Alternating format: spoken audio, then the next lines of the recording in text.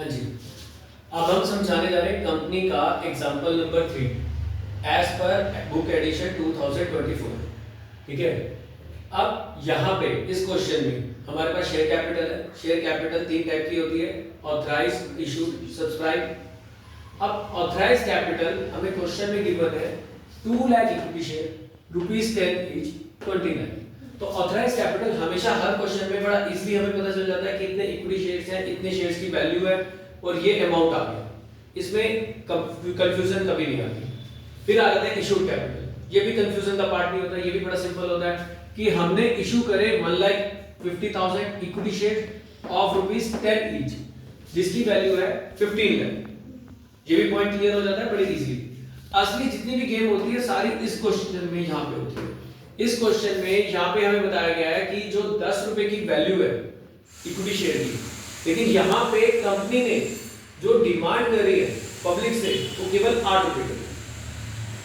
अब हमने देखो पहले वाले क्वेश्चन में क्या था, हमने 10 रुपए की डिमांड करी थी पर 3 रुपए हमारे पास नहीं आए थे, वो भी एक ग्रुप था 10,000 इक्विटी शेयर का। लेकिन इस क्वेश्चन में हमने डिमांड ही 8 रुपए की करी है, वो कह रहा है 2 रुपए की आपने डिमांड ही नहीं करी। तो ये जो पॉइंट है आपका subscribe capital but and fully paid up, ये इसमें नहीं आएगा, क्योंकि या तो आपने डिमांड पूरी कर, जो आपने डिमांड पूरी करी है और आपको पूरी पेमेंट रिसीव होगी है, वही फुली पेड अप है। अब या तो आपने डिमांड ही पूरी ना करी हो या पब्लिक ने आपको पैसे पूरे ना दिए हो, तो वो फुली पेड अप में नहीं आएगा। तो कौन सी चीज फुली पेड अप में नहीं आएगी? फुली पेड अप में नहीं आएगी जो हमें या तो पूरे पैसे ना मिले हो या हमने डिमांड ही पूरी ना की हो। पूरी डिमांड मतलब 10 रुपए की वैल्यू है तो 10 रुपए की डिमांड, अगर 100 रुपीज की वैल्यू है तो 100 रुपीज की डिमांड। तो यहाँ पे इस क्वेश्चन में वो कह रहा है कि 10 रुपए की वैल्यू थी, अगर आपने कॉल्ड अप जो किया है वो केवल 8 रुपए की है।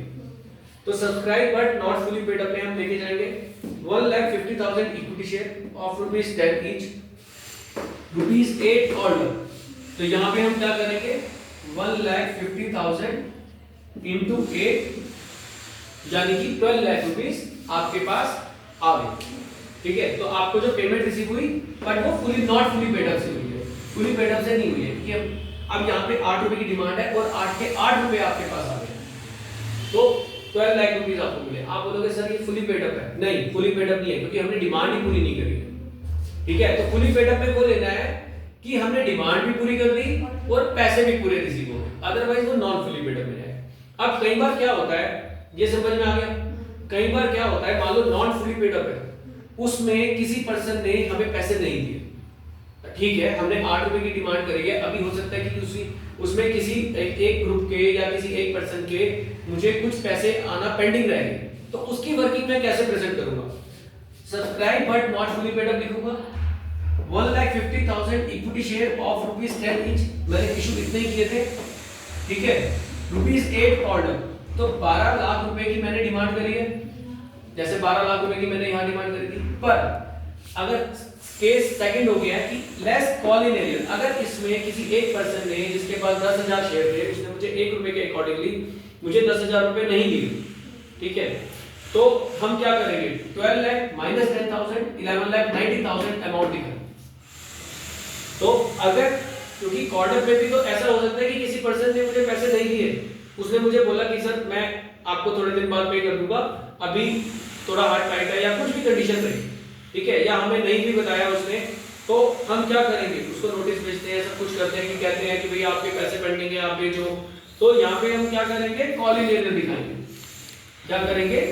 कॉल इन एरियर दिखाएंगे। और 12 लाख में से वो जो अमाउंट कुछ भी हो सकता है, वो अमाउंट वो तो हमें क्वेश्चन बताएगा। ये तो हमने एज्यूम कर लिया कि भाई इतना अमाउंट हमारे पास नहीं आया, ये हमने सेकंड केस खुद एज्यूम कर कि 12 लाख में से 10,000 मेरे पास नहीं है, ठीक है, वो 10,000 इंटू 1 भी हो सकता है, वो 5,000 शेयर्स इंटू 2 भी हो सकता है 10,000 कि मेरे पास 10,000 रुपए नहीं आए, तो 11,90,000 मेरे पास आए। इसकी प्रेजेंटेशन ऐसे हो। क्लियर है ये पॉइंट? तो ये जो तीनों एग्जांपल है, ये आपके कंपनी के बेस है। तो इन तीनों एग्जांपल की वीडियो 1 बार 2 बार 3 बार सुन लेना। अगर आपका ये पॉइंट क्लियर हो जाता है तो आगे आपके बड़े क्वेश्चंस करना आपके लिए इजी हो जाएगा, क्योंकि आपको पता चल जाएगा ऑथराइज कैपिटल, इशूड कैपिटल और सब्सक्राइब कैपिटल क्या होती है। क्लियर है? अच्छा, ओके।